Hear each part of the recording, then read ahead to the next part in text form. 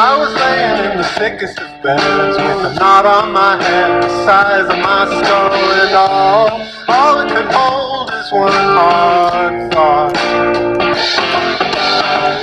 That God on a single hymn swung loose in the wind, the barn door blowing with the peal of a creak and a steady knock.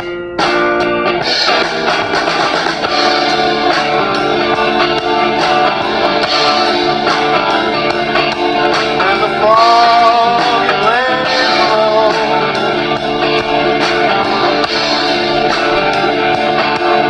Then I swing open and close. Then I swing open. If I'm only me, if I'm only me, I'm not myself.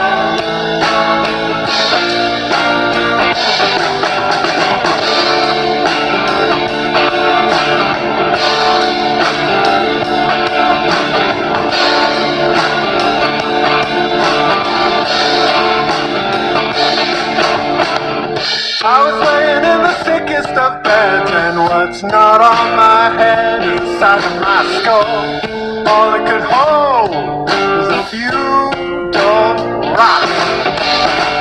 Those rocks, as hard as I threw them, they didn't break the surface of nothing, just empty sky on a pane of glass.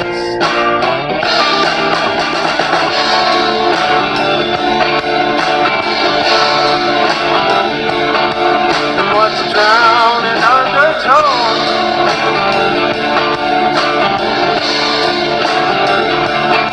I can't see, but I know, but I can't see.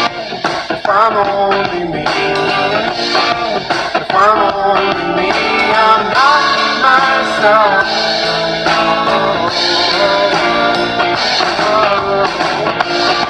If I am myself, if I am myself, I'm mostly something else.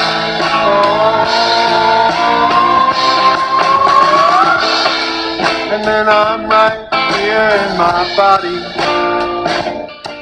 in your kitchen, as you were late in the night, dividing onions. And your eyes, they swell like flakes, and the blood in our veins, it beats with a rhythm that we keep without thought. Hello, my love, I'm drunk on what I...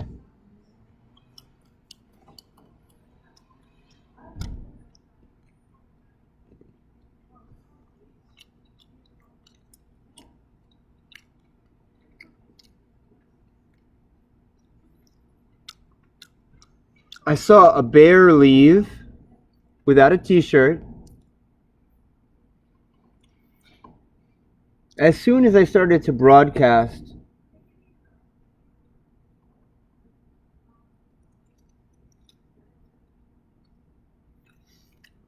From my perspective, that's a rich people house.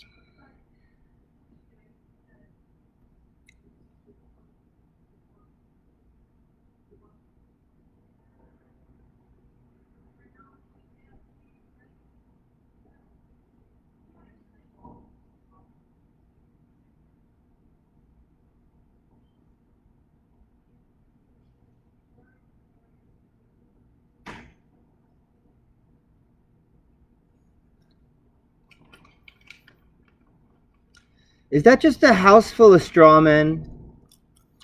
Bundles of sticks? Thank you for throwing your female body out the street for me. House full of stick men.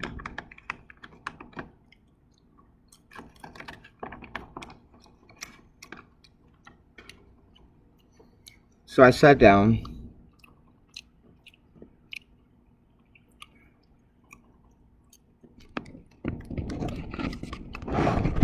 Why does this not say 0 instead?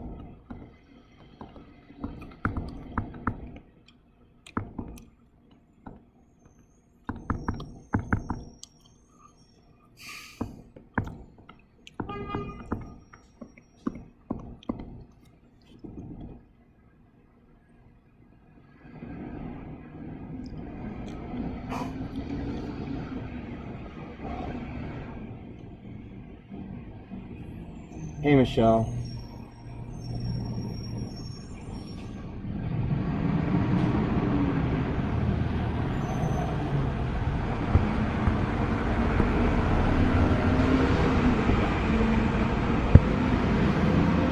Woo! So,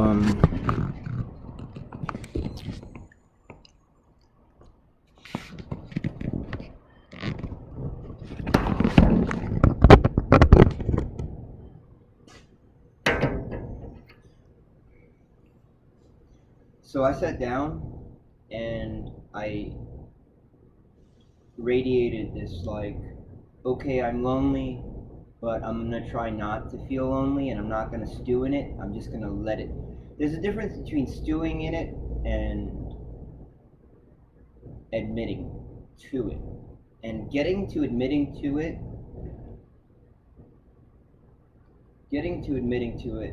for me, usually has to go pass through already stewing in it. And as soon as, they're just bitter. Why are functional people so overwhelmingly bitter? Why is that? Probably because of how much they have to sacrifice in order to function.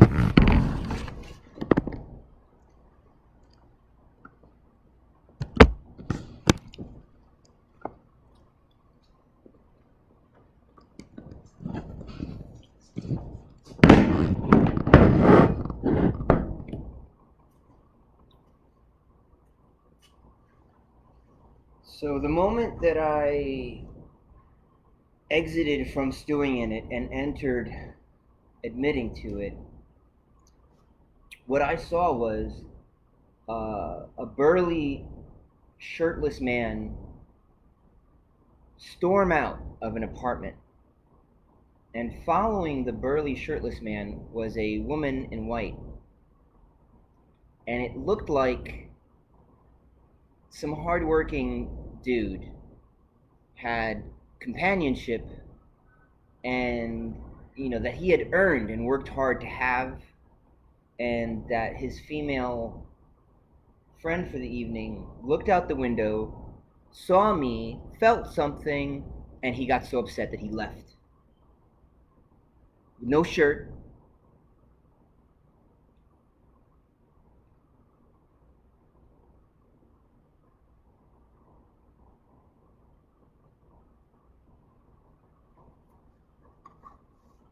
And she went kind of chasing after him, sort of, because he went storming. He didn't go running.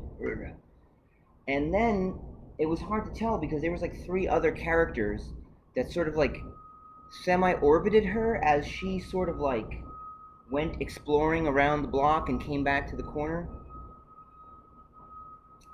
And then she returned with a dude that was like making metal sounds, like clink, clank, clink. Skinny white guy with like floppy, Crispin Glover hair.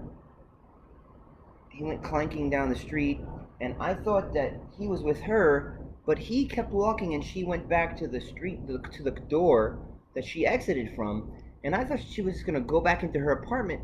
She rang the doorbell, and then she couldn't get back into the apartment, and then it looks like the house is filled with a bunch of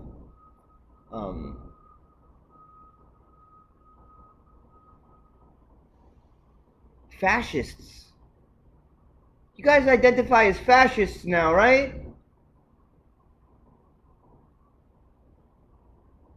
They're fascists. They're winners. You have all the power, right? So you have all the power because you are able to stick close together. So you identify as fascists now, don't you? They should. I mean, as delightful as it is to say the word faggot, it doesn't work socially. But I think that if they have all the power, you should be able to call them fascists, because that's what they are. It's not like they're famous for their mercifulness, are they?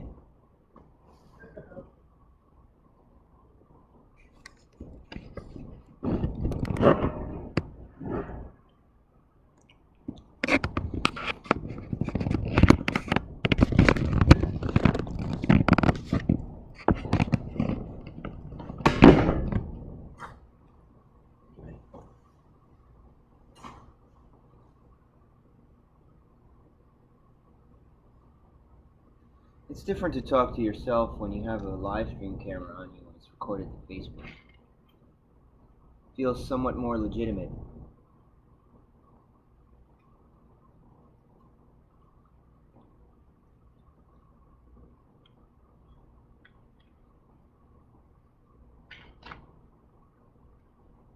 So I've been eating walnuts, and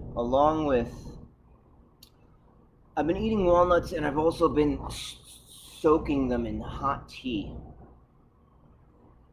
And along with riding my bicycle, I have found myself physically revitalized.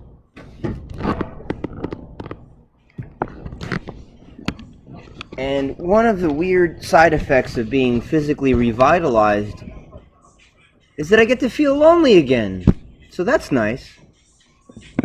It's nicer to feel something rather than nothing. I was feeling like a lot of nothing. Like almost a decade of feeling nothing. After about a year, it was like 2009 to 2011 was feeling nothing.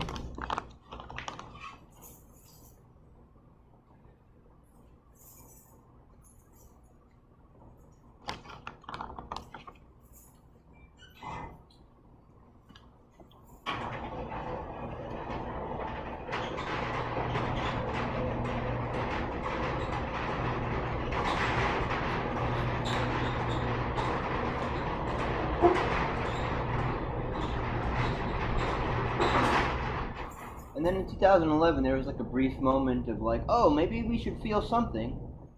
And then by 2012, it was like, nope. No, definitely feeling nothing is definitely the better option.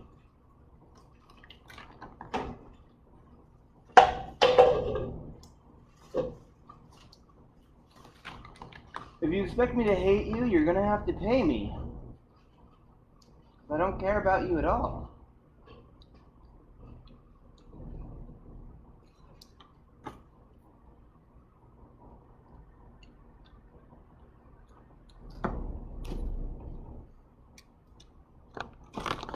You should see how these fascists prance.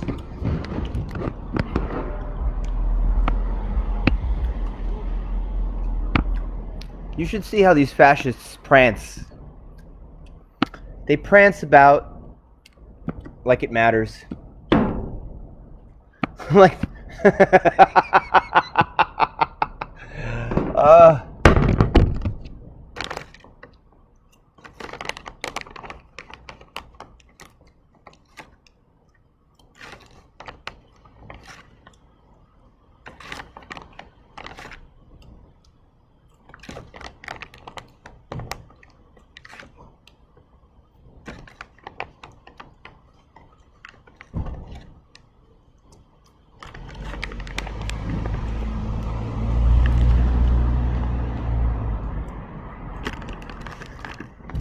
so the apartment where the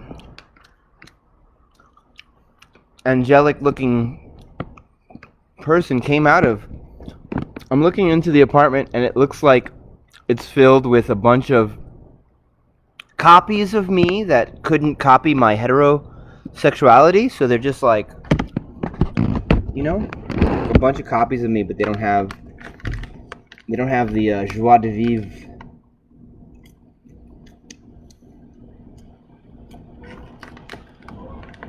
The joie de vivre.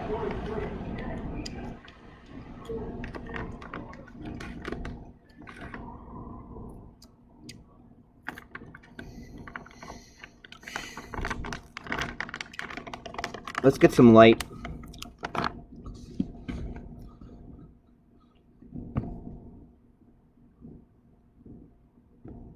Countless people. Zinn grew up in Brooklyn in a working-class immigrant household. Man, I don't know if you've been able to record what I've been hearing or saying. Who knows?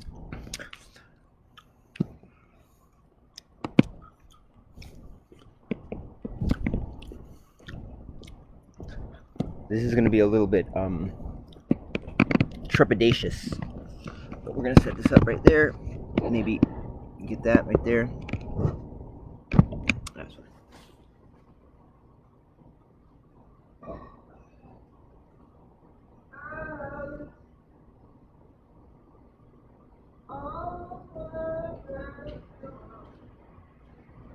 Come on. You are too far away, too far away. 'Cause every time I wake up, you're about to go to sleep and you say, good day, this is Alice, leave a message at the beep. Only it's pointless, 'cause it's so far out of reach.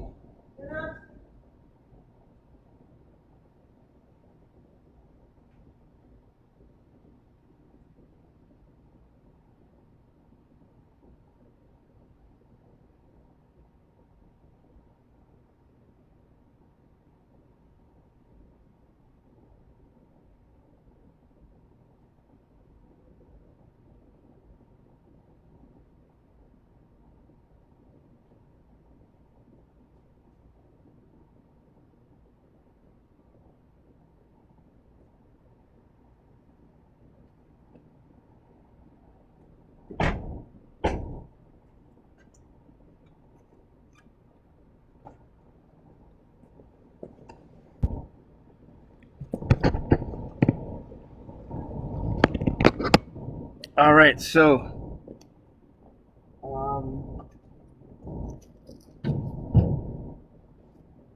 Uru was a disappointment because I didn't get to play it in its original intended image quality. I mean, hardly anyone did because the graphics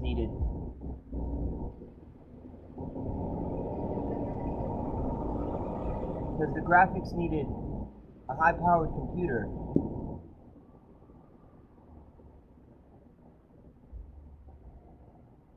Oh, you know what's cool? Check this out. This sort of reminds me of Myst, actually. Check this out.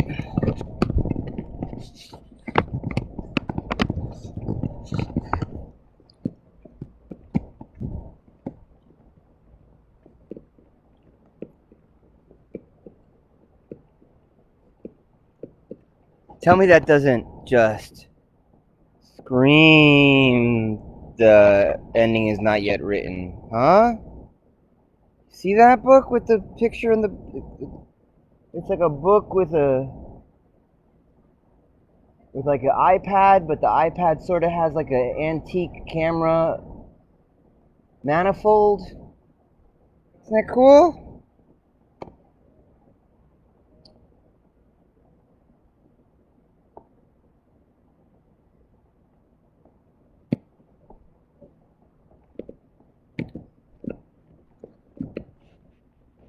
When I sat down, I only sat down because there was Wi-Fi. I didn't realize that it was...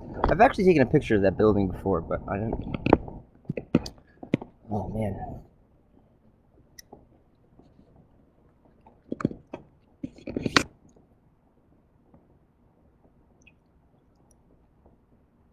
I wonder if I can go to Facebook.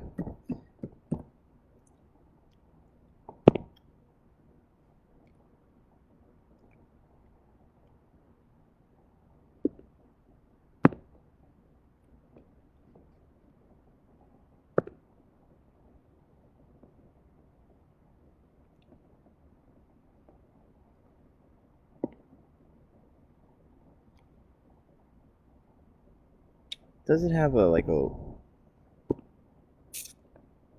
Does it have a link? What the...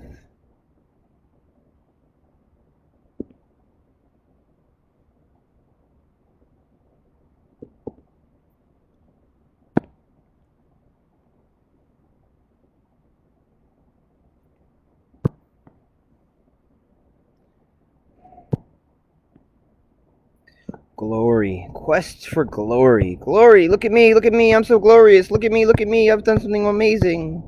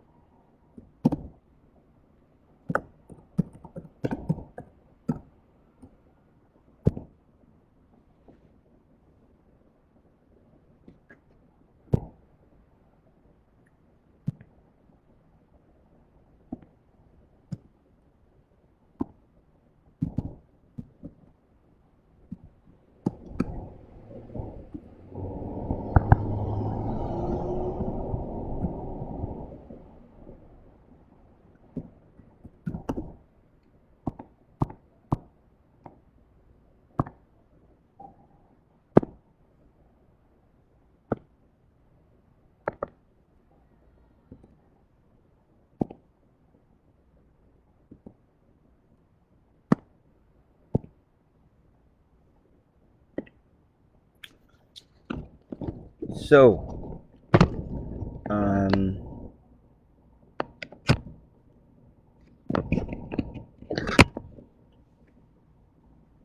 you think the Borrow made fun of Atris for shirking the mantle that Gen would have had Atris carry?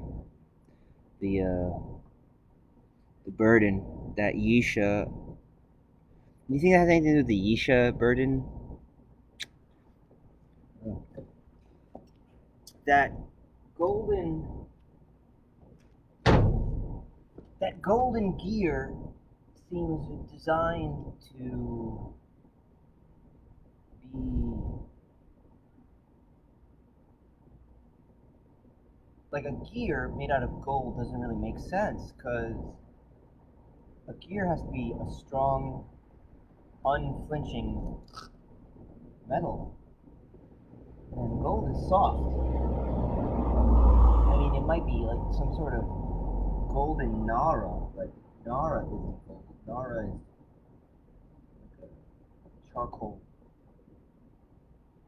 possibly green. It might come in different colors. It might be like a gold type of Nara, but that's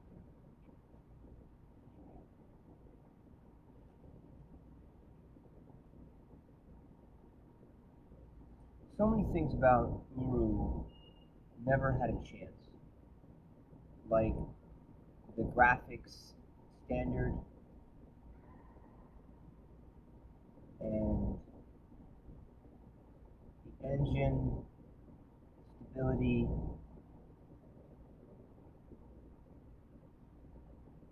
Never had a chance.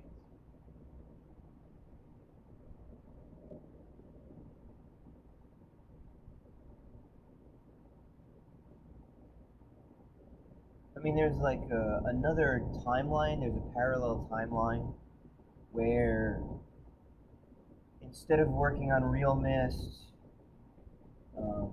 Cyan worked on Mist for the Wii.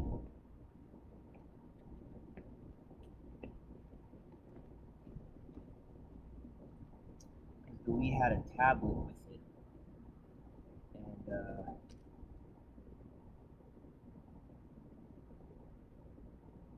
making an engine for the Wii, for Real Mist on Wii, would have it would have readied Cyan to make a new kind of game. The kind of game that the Wii never had. It's so strange because the Wii and the Xbox both are almost custom designed for. The Xbox is almost custom designed for very small online multiplayer games, like not massively multiplayer games, but micro multiplayer games. And the Wii could also do online, and it had a touch tag with a stylus.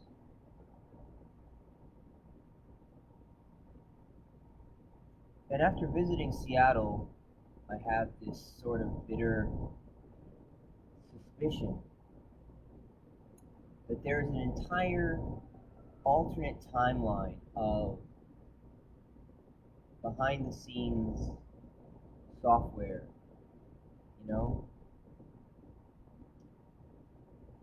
And we're only and the consumers are only getting the minimal, really just the minimal amount of content. And it would infuriate me if I hadn't already been prepared by a lifetime of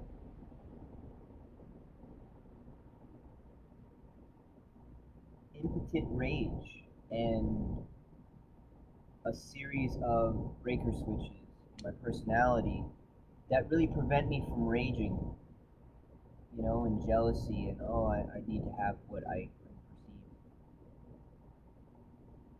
my fair share. The idea of a fair share is gone. I'm just glad I get to eat and sleep somewhat comfort after.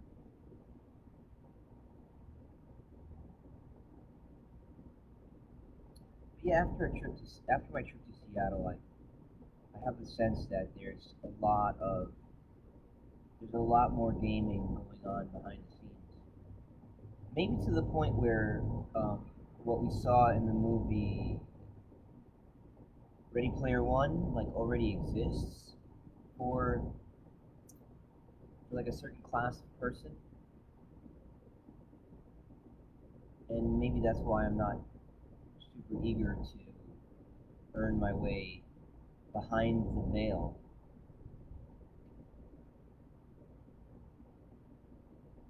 I mean, I'm in Williamsburg, and after hanging out with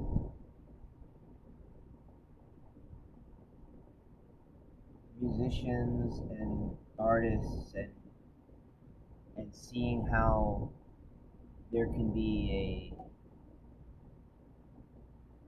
almost a inflation or a deflation because of the abundance of talent.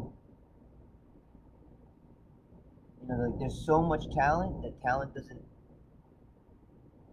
It's like at a certain once. It's like you can't get in to this esteem without talent and skill. But once you get there, there's so much talent and skill that it doesn't matter. It just gets you in the door.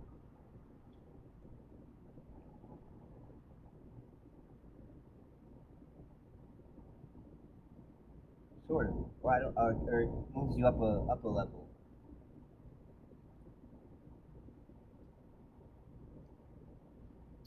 All these appropriate manifestations. The thing about Williamsburg is everyone knows about manifesting and everyone knows about synergy and stuff. So everyone's ready to be a part of your dream. It's like, yeah, this is just a dream you're having. It smelled nice.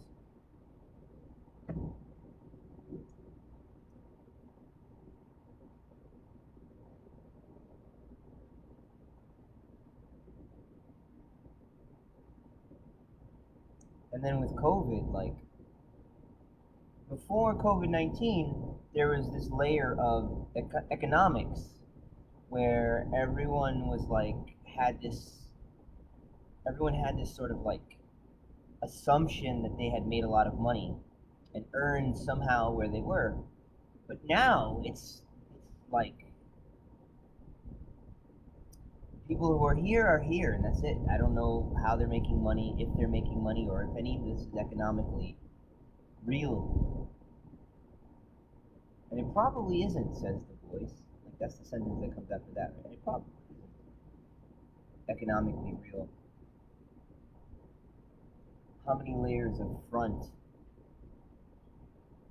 Ugh. It's really frustrating for me because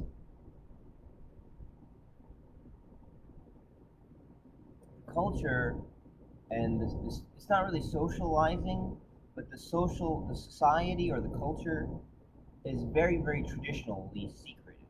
It's very traditionally secretive. But how is there secrets? Like, it's the future. Everyone's on the internet, everyone's carrying a camera. The government should theoretically know what everyone's doing.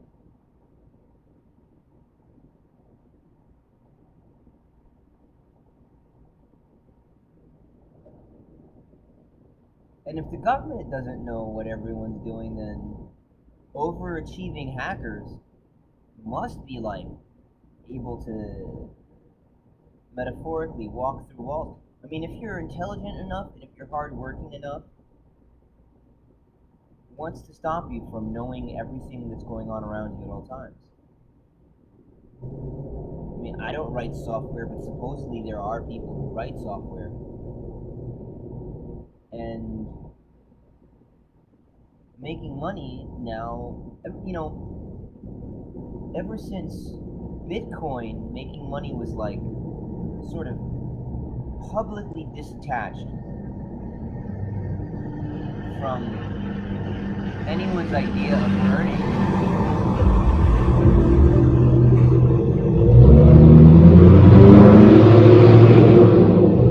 That was a Bentley.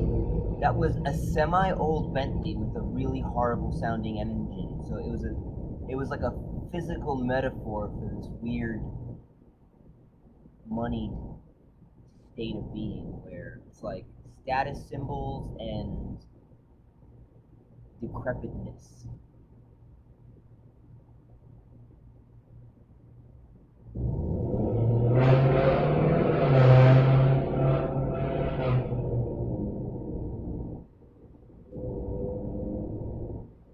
When I finished playing Riven, I couldn't sleep. How many times have I started that story with that sentence? It was sometime between 1998 and 2000, and what was so exciting about the internet was bandwidth. That was the big, that was the big thing. Every month, every 6 months, the bandwidth, every 6 months, the bandwidth would double. And what the internet was capable of would slowly catch up with what the bandwidth made possible. And then, because the internet was like everyone, hackers, creatives, entrepreneurs, the economic pirates of technology, so to speak. Everyone would play catch up with what bandwidth was capable of doing.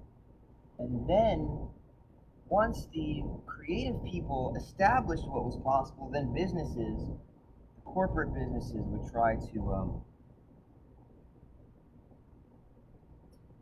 stabilize an income from it.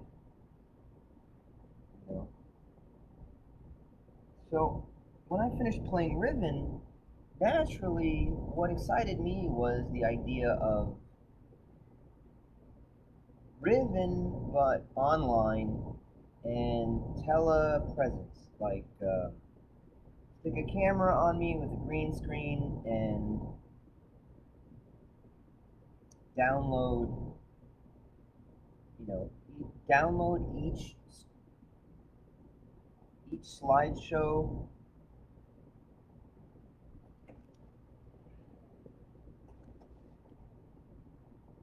That's not good. Download each slideshow screen and then superimpose the online camera feed so that it would appear that I was in Dunny, or whatever age that I was. Now it's stuck. Ouch. That is the thing that you don't want to do. You don't want to tie your hair into the knot. But it was simple, you know. It was just like I couldn't sleep thinking about, oh man, well, Mist and Riven are made out of images, and the internet is increasing in speed, so we should be able to download the images, so we won't need to buy a CD, and the size of the ages theoretically could be limitless.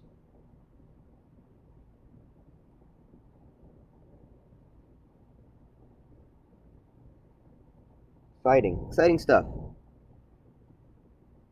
Yeah.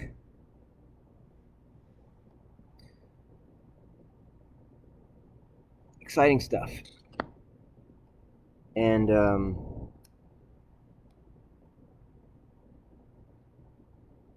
but after playing Riven, that was my idea for Dunny in real time.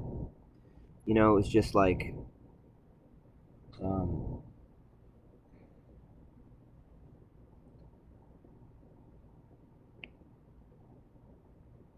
you know, I don't know how we would make the ages, but after you make the ages, then you can put them into like an online framework,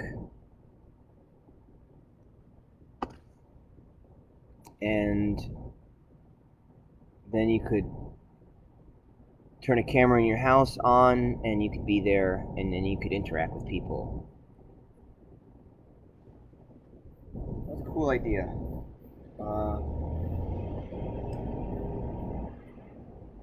And it was much more than that, you know. It was.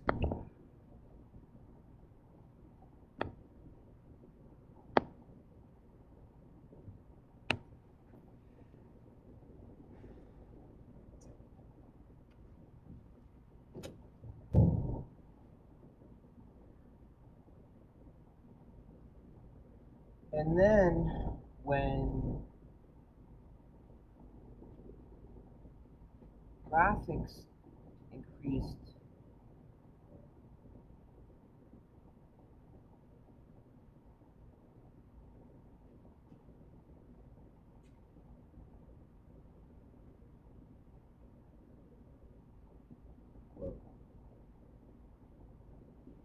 that person, that body, looked like their legs were moving and carrying an upper body with it. The upper body was kind of like being carried along by the legs. And what I thought about with the graphics for like a Myst game in real time, basically what you see in Assassin's Creed, you know, with a little bit of Mario 64, you know, climbing around and moving things around in the environment. And Assassin's Creed has amazing traversal mechanics. Just wow.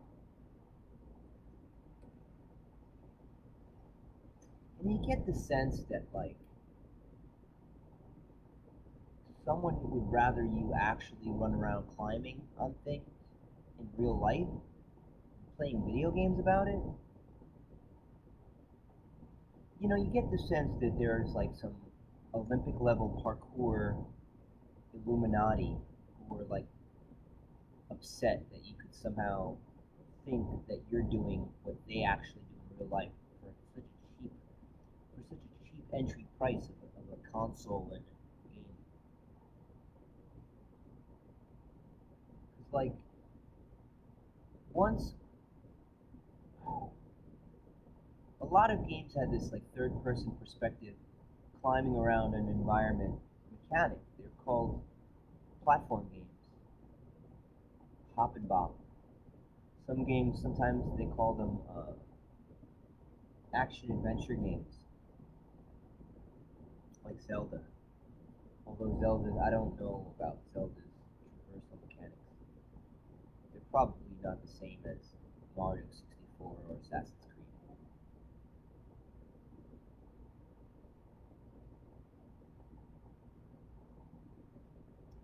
But then when Cyan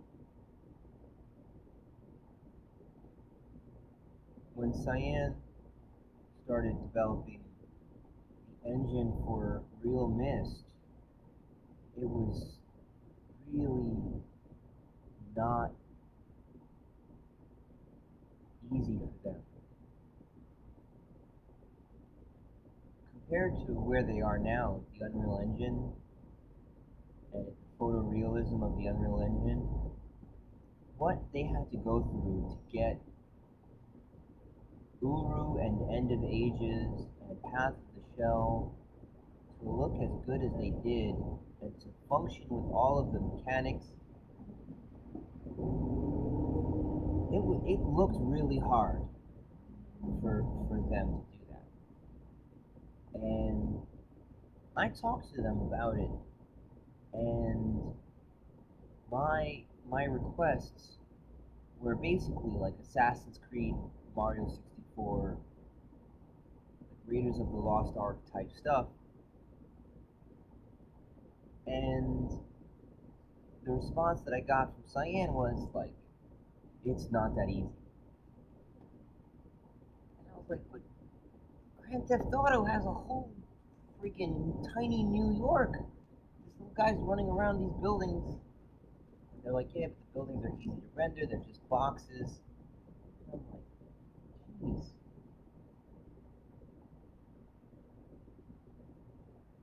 And I didn't really think about it again until I got to Seattle. Saw a black cat across the street. Then when I got to Seattle and I got the sense that there was a lot more going on behind the scenes of technology,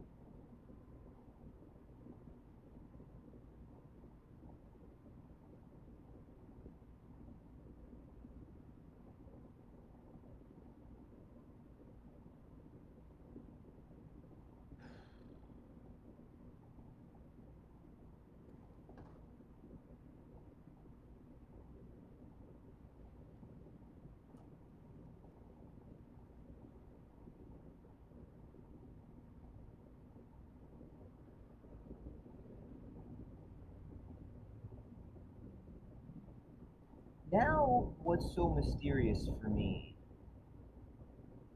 are the fans who are working on 3D ages, and there's at such different levels of capability.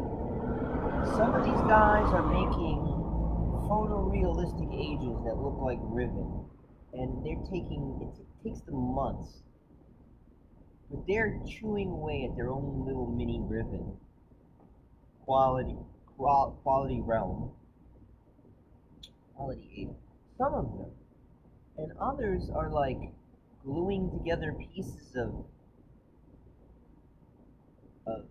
what looks like 1990s clip art in a 3D engine from 2004, and they're uploading it to the Uru server, and they're like, "Oh, it's a new age."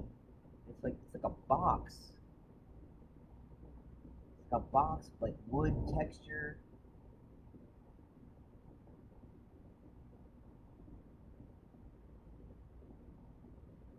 And I don't get it.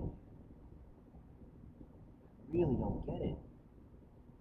Like, if you have the ability, for the people that are doing the more complex 3D environments,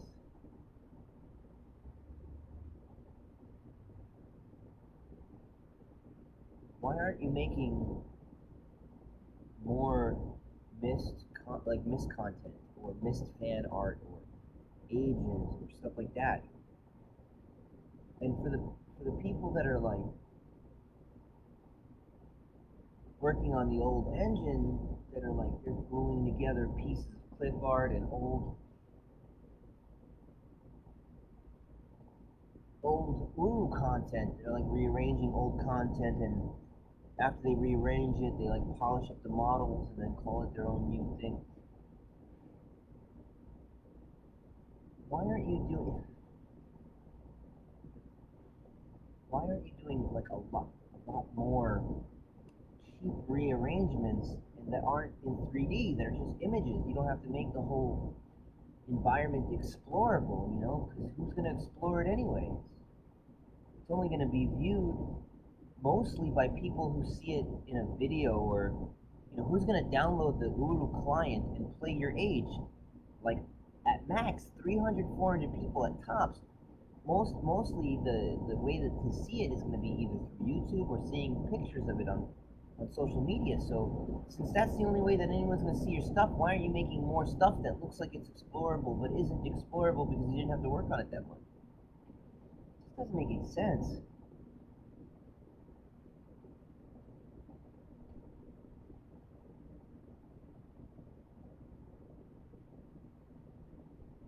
And that was the idea of Uru anyway. The idea of Uru was supposed to be like, Cyan makes, you know, between 3 and 20 ages, and then the pieces of the ages could be rearranged like Lego pieces, like Roblox or like Nex,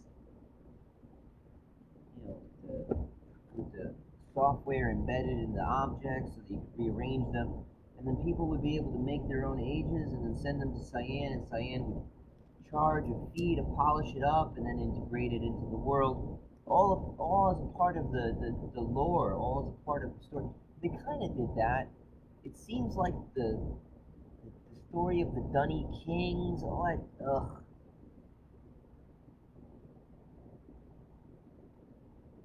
Listen, you robotic winners who were told to trade your individuality for numbers in a self-esteem point system, and who not only bought into it, because we all bought into it, but who could actually function and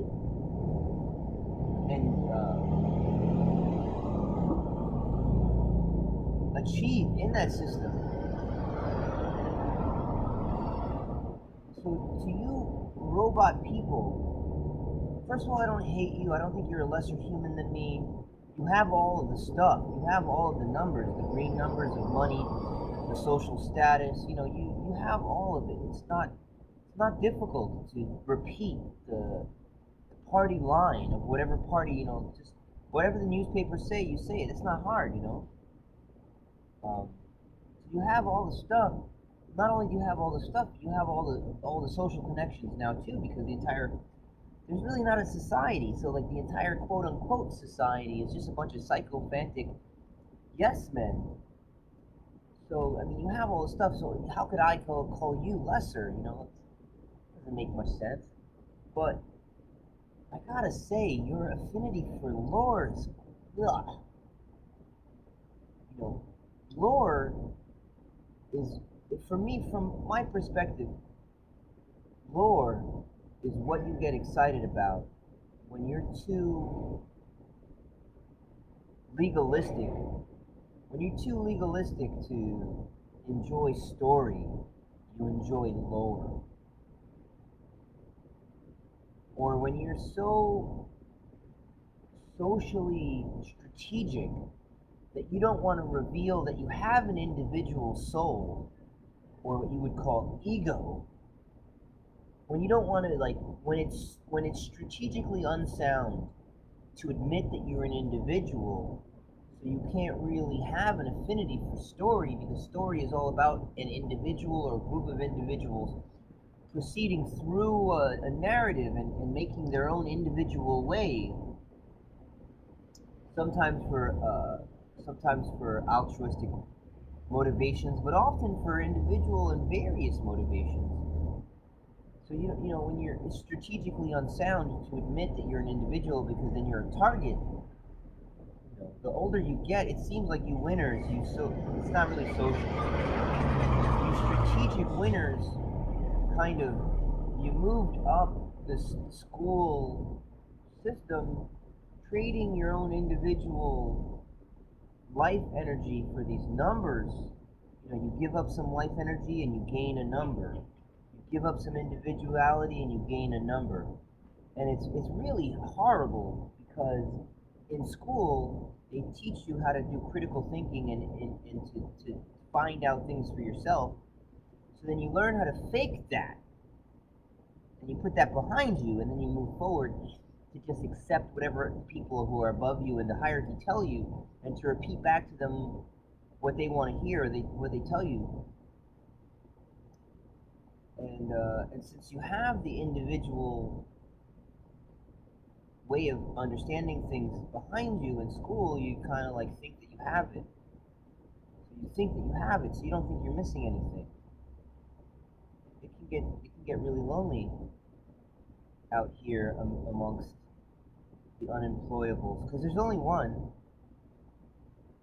There's only one unemployable person.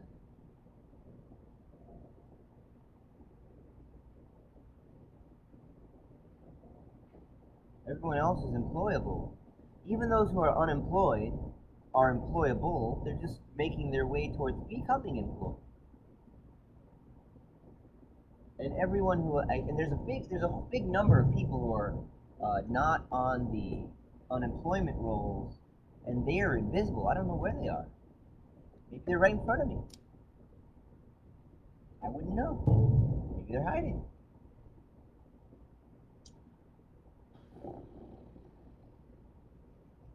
Let the air out of that. It's a lot of pressure.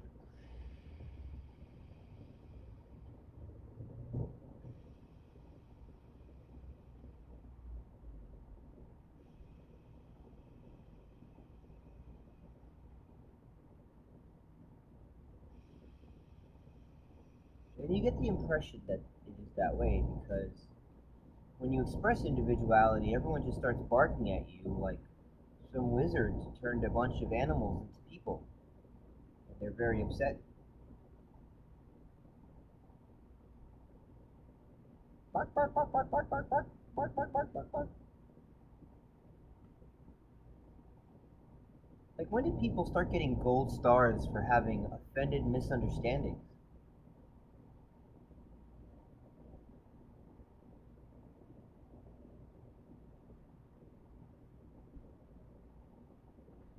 Do you have any idea? Stories I retell, stories I tell something from the I'm just reading what's on the. And then what makes it the worst? The worst is this like pro-individual, pro-story. All of this dogma, or what's the other thing that's dogma? All this pro-story, pro-individual stuff. And really, these are just like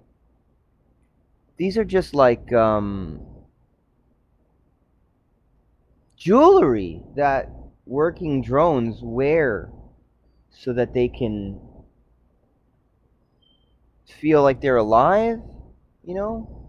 It's really not. This stuff isn't really about them, and they are not about this. It's just they just wear this stuff like little tchotchkes, little charms. Because the most important thing is to actually not be about any of that, and to be about your job and making money and making sure that you are doing all of the, I don't even want to call it socially acceptable, because it gets so intense that it's not a society. Once socially acceptable starts getting punished, it stops being social. You know what I mean? The gamification of society sort of destroys society. And it turns society into sort of like a hooker or a prostitute. And it must do this all the time because our myths, specifically like the Christian Bible is all about, well, in the future, the great prostitute Babylon, blah blah blah. So I guess this is just like the the layers of reality that I'm moving through as I perceive them, and they've always been this way.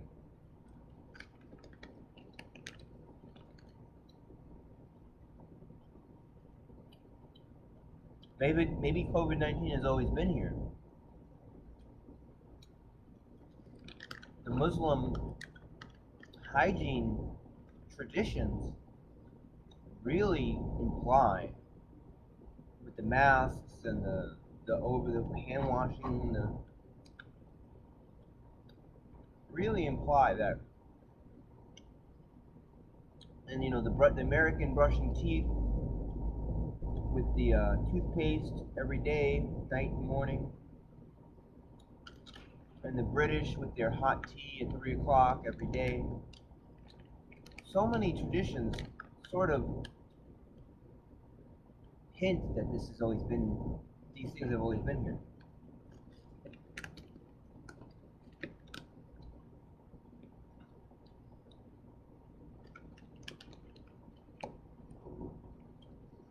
Oh my goodness, it's so sad.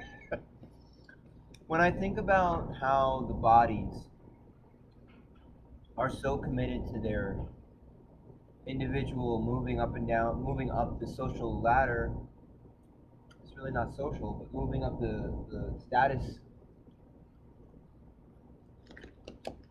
If you explain something out loud in simple terms to be understood, everyone barks at you because that makes it more hard for everyone. If understanding how to play becomes common knowledge, then the difficulty or the challenge increases, so everyone gets upset.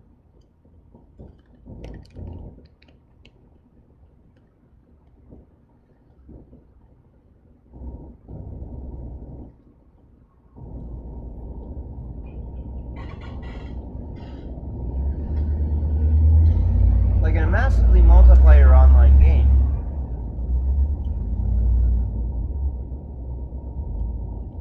that's why we have friction in games, especially in multiplayer games. Massively multiplayer games, because if everyone just races to the end, then they're gonna demand. If everyone just races to the end very quickly, they're going to defame the product, and if they defame the product, then the reputation of the developer sinks, and out of bitterness, the fan base will move on to the next copycat that copies what they liked from the first product, but gives them more of what they asked for. But if you actually give them what they asked for,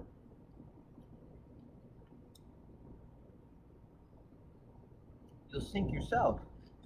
That's what going woke, going broke in the business world is about.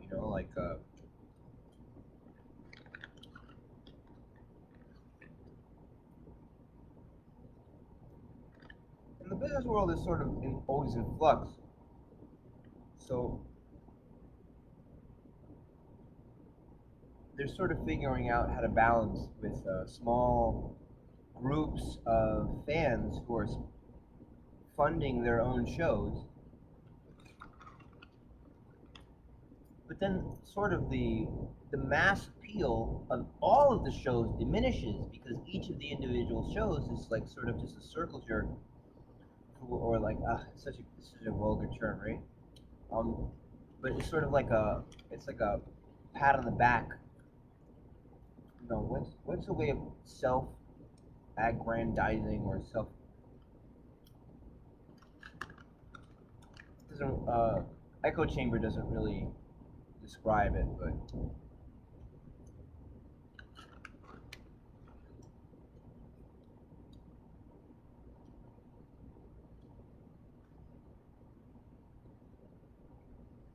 like Infinity Train and Bee and Puppycat. They're nice, they're okay, but they're okay, and I'm sure that they can have quote unquote mass appeal, in Japan, but you know, they're on HBO and stuff. They're not, you know. And then the things that do get on more mass media are so lowest common denominator. And things don't have to be lowest common denominator in order to have mass appeal. But there's reasons why the system sort of limits. There's reasons why the societies, or the secret societies, or the economic systems limit the mass appeal of things, the relatability of people to each other. If everyone can relate to the same thing, then they'll have the same values and they'll be able to organize.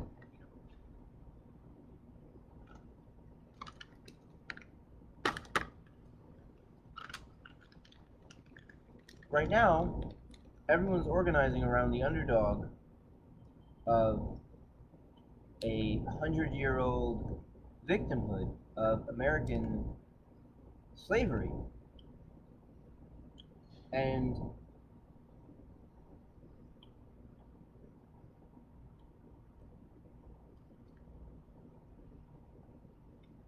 the appearance of being an underdog is incredibly artificial because all the music is, I mean, it's not incredibly Afro-influenced, it's incredibly black. Like, all of the music on the radio is super duper black. Maybe not the movies, but I don't know. The world's pretty horrible on multiple levels. It's really nice.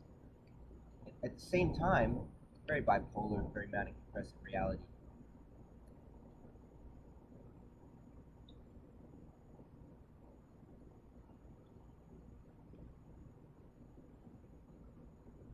When I finished playing Riven and I finished reading the Book of Dunny, the Book of Tiana, the Book of Atris, I was so excited to explore. I was excited. Oh, I hate when I say politically incorrect opinions, and then my motivation in speaking is diminished because I can't imagine a group of people being independent from the horror show of the ad mass, the media manipulated psychopathic yes men who aren't even really a society.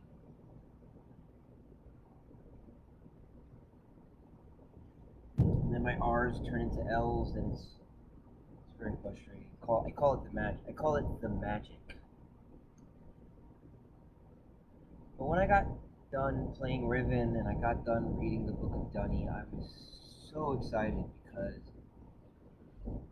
at the end of Book of Dunny, we had this fallen empire of tyranny, and we had these so relatable values.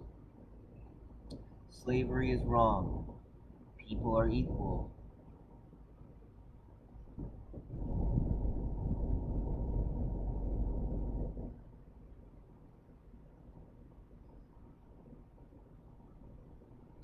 It was like a warm blanket.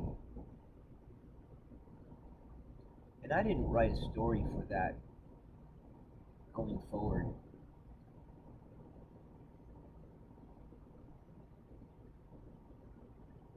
I never thought that I could be story lead for Cyan until I felt forced to come up with something so that I could stop Legendary Pictures from doing it badly.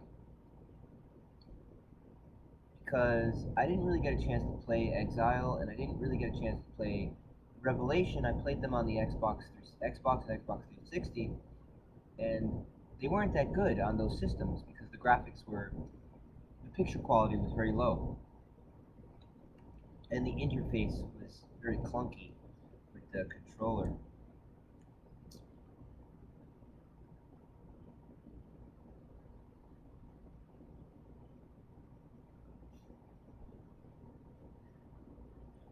I'm thinking about um, face, mouth, body things. You would call them people, but they don't. I don't think I don't think that they identify as people. I don't think that they definitely don't identify as individuals. That's for certain. Um, they're white, but that's not important. Um, Imagining them criticizing me for describing the Black Lives Matter movement as an underdog, even though, of course, the idea of the African American um, experience being an experience of being oppressed and moving the knee off of the neck, but it doesn't really matter it doesn't matter how you're not supposed to have an understanding, because if you have an understanding, you can have misunderstandings, like considering this an underdog scenario. You're not supposed to have an understanding. You're supposed to just accept, internalize, and become uh, assimilated.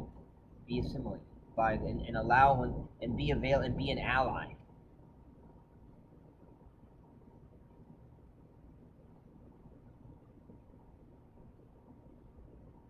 And anyway, they're right. Why be an individual? It's so vulnerable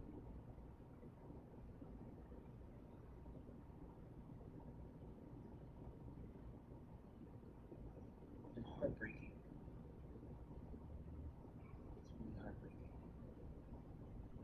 To be considered a hater, to be misunderstood, is heartbreaking. Unfortunately, the thing that is breaking your heart cannot comprehend having a heart or a center, since it is so decentralized.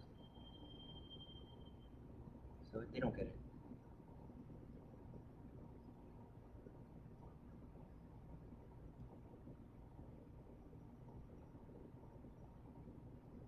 But they're right.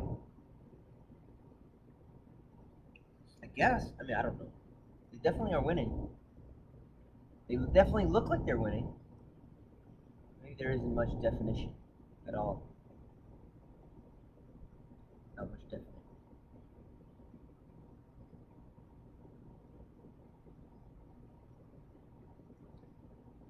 You know, the tyranny with their borrow, the borrow of the tyranny weren't borrow. They were called borrow, but they were barrotanti. They were age worlders, humans, humanoid.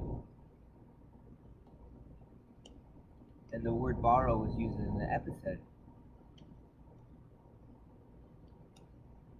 beast people.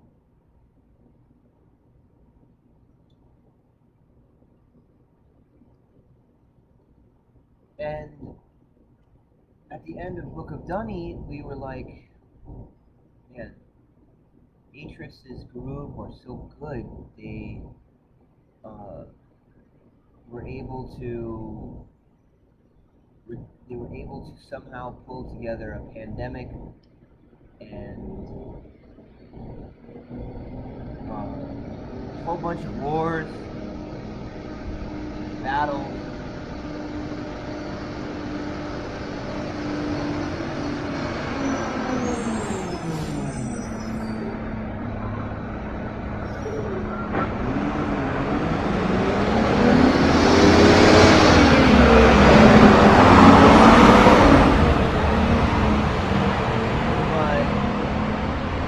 But actually, however, what was exciting for me about the prospect of Dunny in real time, or dirt as it was referred to internally, was like the idea of you being able to come over and visit my cool house and see my cool paintings. Except my cool house and my cool paintings would be like an age, and the coolness of the age would be that it was like some sort of computer simulated ecosystem that I had to learn how to describe, so that by seeing my age, you would also see that I had somewhat of an understanding of ecosystem interconnectedness.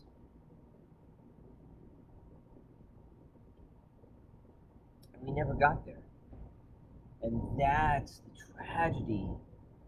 That is the tragedy of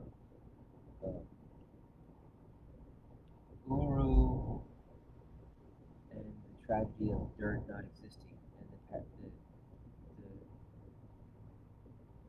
promise of an online mist. But that promise of a online ecosystem multiverse is so transcendent, or so magical. Actually, I don't know what it is, but there's something about it that is just makes it incredibly shameful. The bodies, the profiles, they don't comprehend. They don't express comprehension. It's a big secret. Again, it makes me wonder that it's being held behind some sort of. It's held behind some wall. Like that, it's not behind a paywall. It's behind some like go to college, get hired at Cyan. I mean, sorry, go to college, get hired at Microsoft. Uh, wall.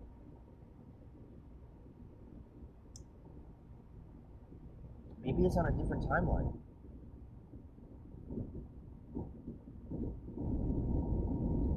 Could you imagine that? Who am I even speaking to? Can you? Who are you?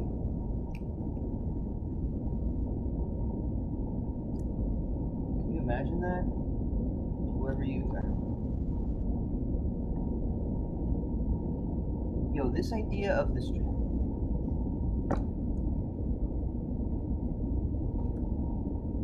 this idea of people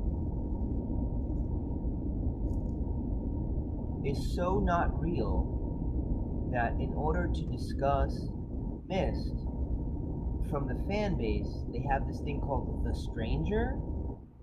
It's you dumb fuck.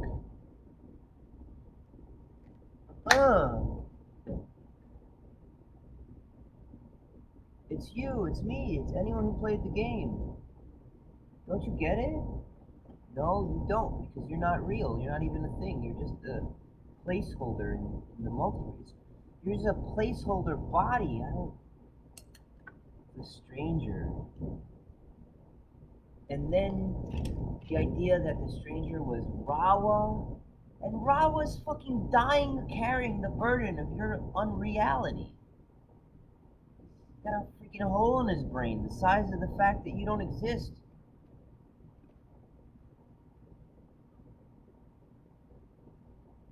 Right? Like, Rawa is supposedly the stranger, and then, like, in Uru supposedly takes place in the late 90s, early 2000s, and then, um, End of Ages is, like, takes place a little bit after that, and this has all really happened, and it's like, I'd love to say that it's exhausting, but it isn't exhausting. It's not hard. I mean, it's definitely boring. Maybe it's boring a hole through Rawa's brain. It's fucking tragic. But like, okay, so here's I've said this 1,000 times, but here's how I would have done Uru, so that it wasn't everything that I just described that's incredibly boring and possibly metatoxic to its creators. Myst takes place in a multiversal reality. In the Book of Atris, Gen alters one of Atris's books, and Atris links to a different timeline. where the people in the age don't recognize it.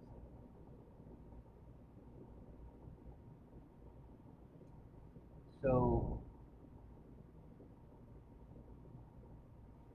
at the end of Riven, you fall through the star fissure into the starry expanse. If you read the Book of Atris, the starry expanse is possibly a specific location. I kind of like how in Uru, the starry expanse can shift to where it lands you. But in Book of Atris, Catherine's alteration of Riven is what initiates star fissure opening instead of a lava crevice to the core of the planet that Riven is on, the mantle.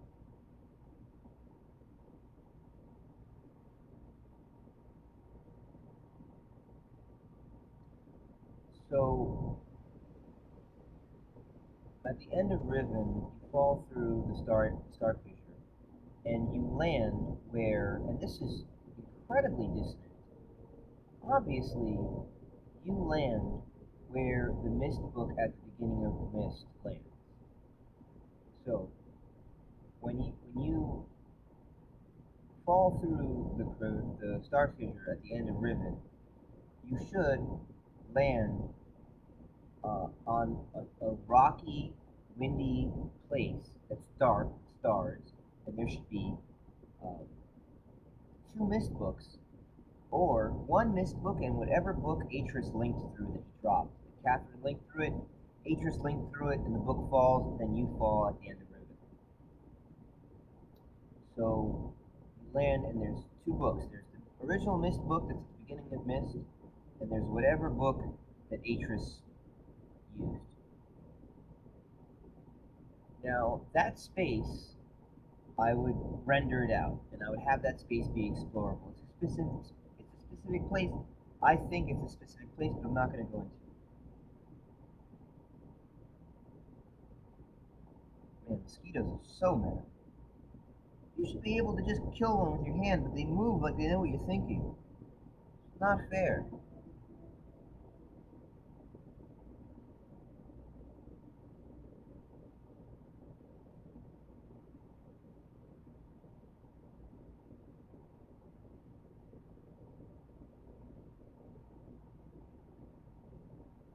I guess mosquitoes have always been magic, because if they weren't, they wouldn't have made it this far. Right? If you could just see one and grab it, they wouldn't have. It'd be a different thing. It'd be lightning bugs.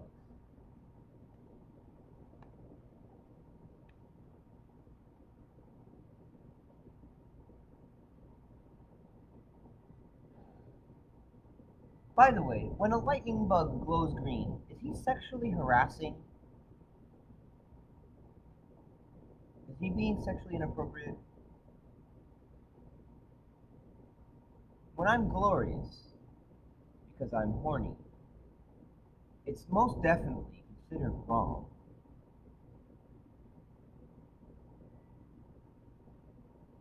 But is there anything behind that, or is it just the world acting naughty because the world would like to be conquered?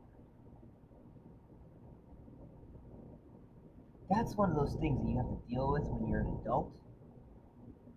One of the things that you have to deal with as an adult are people who act naughty because they would like to be ravaged or grabbed up. It's definitely a thing.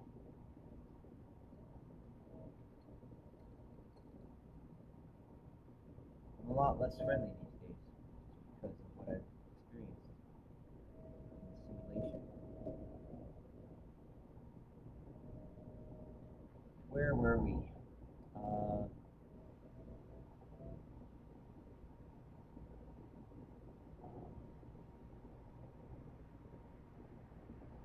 So I would render that area out, and I would put the Tiana Memorial there. I would, because the Tiana Memorial that's in Real Mist is pathetic.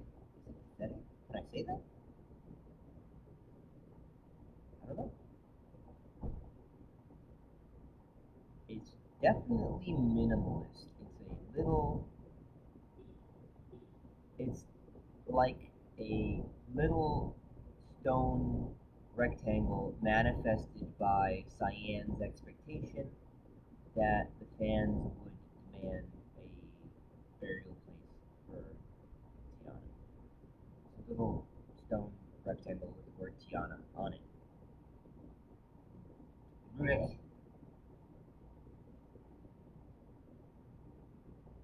She should either have like a book that describes what she went through and no burial location at all, or something other than what they did. So I would put the Tiana Memorial in the age that, or in the place. I don't want to say that it was an age, but in the age that is on the other side of the star picture. And then I would have the Mist book. Then I would have the two Mist books. Now, at the end of Uru, there are 2 pages that both link to like the same place, but it's different. It's like a linking book with 2 pages at the end of Uru, and I would have had that kind of dichometric divergence at the beginning. And one would be the original Mist book that would lead you back to your Mist age, the Mist age that you solved, so that you could continue to explore Mist the way that the original design of the Mist game allowed you to. As a reward for playing the game, you would be able to continue to explore it freely. So in order to keep the spirit and the intention of that free exploration, that Mist book would be sitting there and it would link you back to your original Real Mist file. So that Real Mist would still continue to be there in Uru, specifically your Real Mist.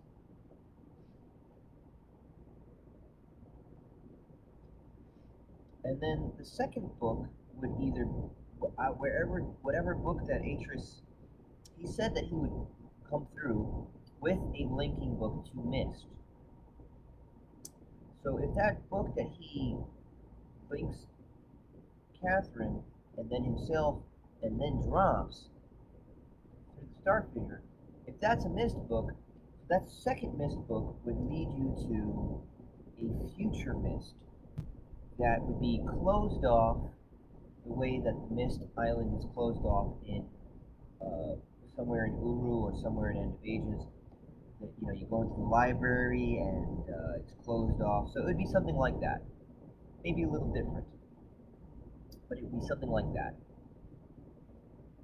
And that would allow you to have your Mist Island, so that you can bring someone through all of that to your Mist Island, and then bring them out, and then go into through theirs, whatever, to their Mist Island.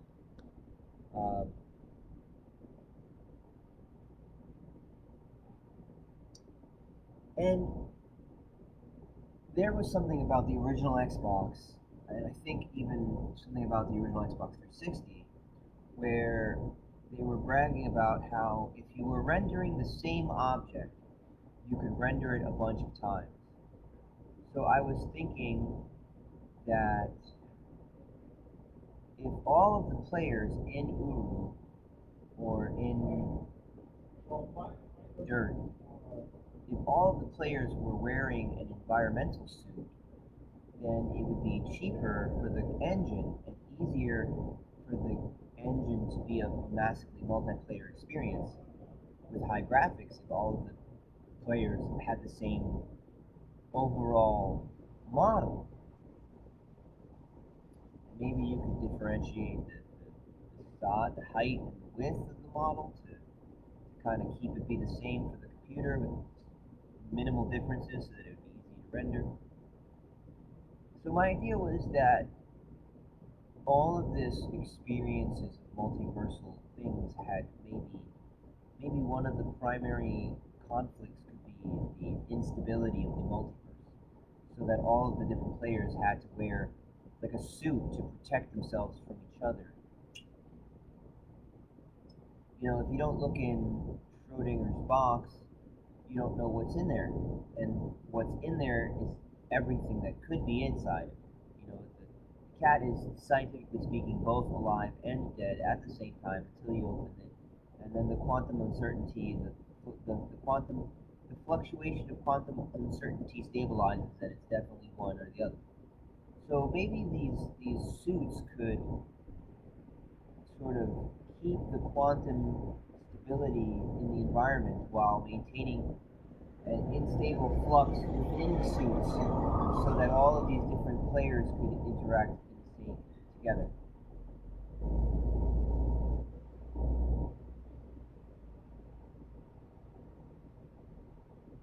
And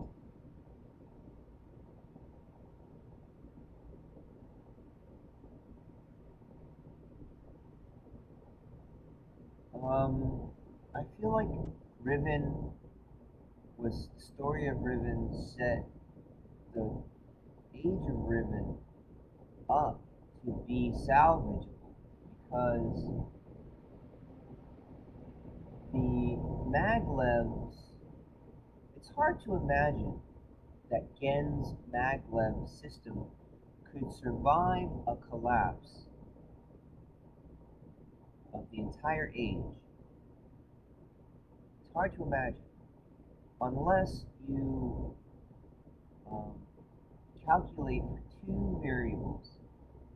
And you probably don't know what variables are because you're such a psychophantic yes person or yes body, that you don't remember the scientific method, right? Absolute truth is irrelevant in this new postmodern, post-postmodern nonsense.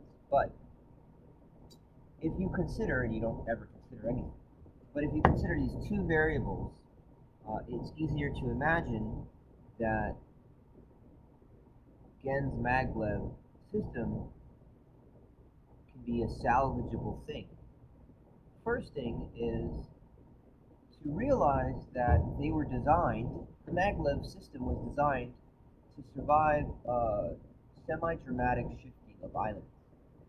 So it doesn't look like it from the game because the game doesn't have like a lot of animation in it. But the tracks that the maglevs float on, and the way that the maglevs float on the tracks are supposed to be super flexible and super sturdy. And the maglev is floats on it and somehow stays close enough so that the changes in the directions of the track doesn't affect the maglev itself. And Gen overbuilds everything. So the idea is that his maglev and track system is way more resilient than it needed to be, and way more resilient than it looks.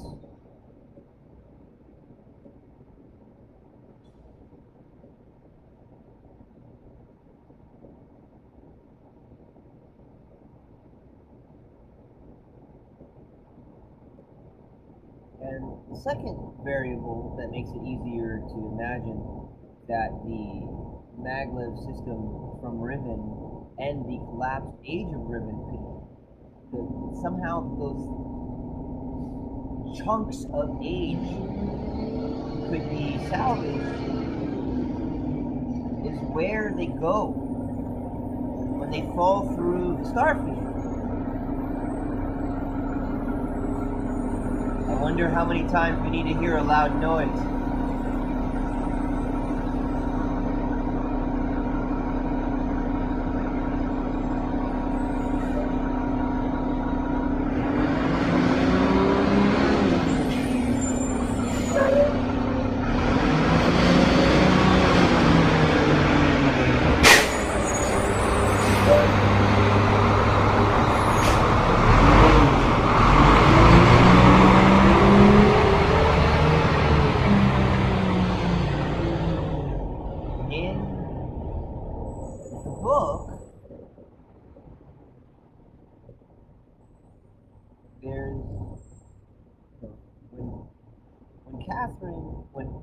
Catherine and Atris look at the star fissure, there are some descriptions of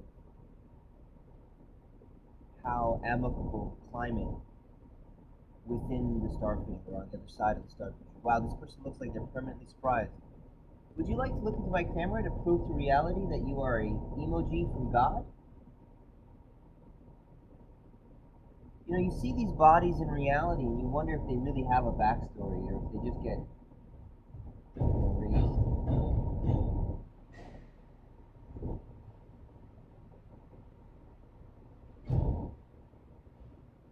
There was an expression of permanent shock on that person's face, like there was an expression of permanent shock on the face of that body, like a Twilight Zone episode, and it was unsettling and upsetting to me that I have to believe that this is upsetting. You know, the secrets. Like, why, if it's written in this book, why was it not adopted immediately into the game? Secret.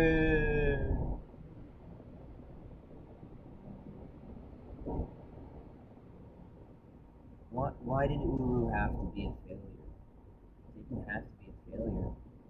I went all the way across the country to tell Brand to make it on the Xbox so that way it would have enough players to sustain itself.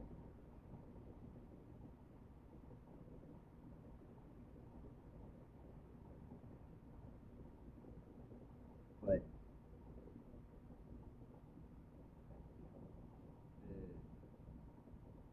the contrived controversy, the word controversy in it, the word controversy has that this is fake. Like, every controversy is fake. Every controversy is inherently fake.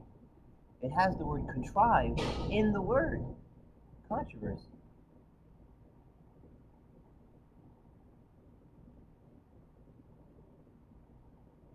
An earthy contrivance. Or an earthy contrivance without ends. It definitely seems like it is without entities, because when you try to discuss controversy with anyone, the first thing that they communicate to you is that you are alone.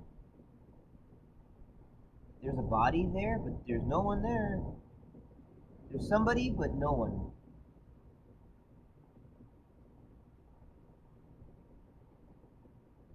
That black cat that I saw went that way, went all the way around the block. Now it's coming over here. 1 second.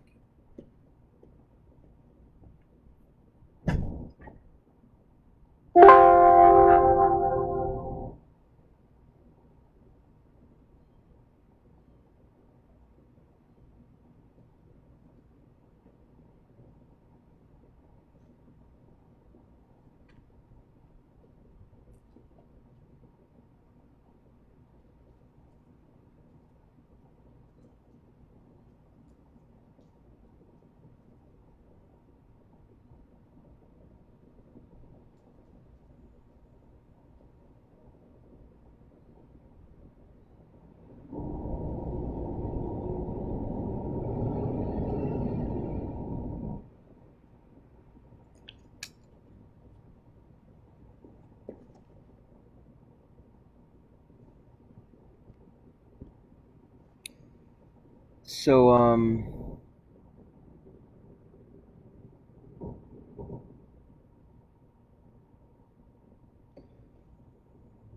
those are the two variables that would encourage confidence in Gens Maglev not only surviving the collapse of Riven, but possibly holding the islands of Riven together in a post-collapsed experience on the other side of the star fissure. So that's probably where I would have taken Uru, or whatever Cyan would have called it.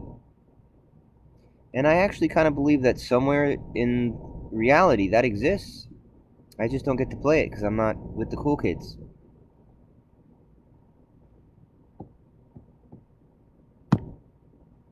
And that would be upsetting. It looks like the guy who becomes Galactus likes my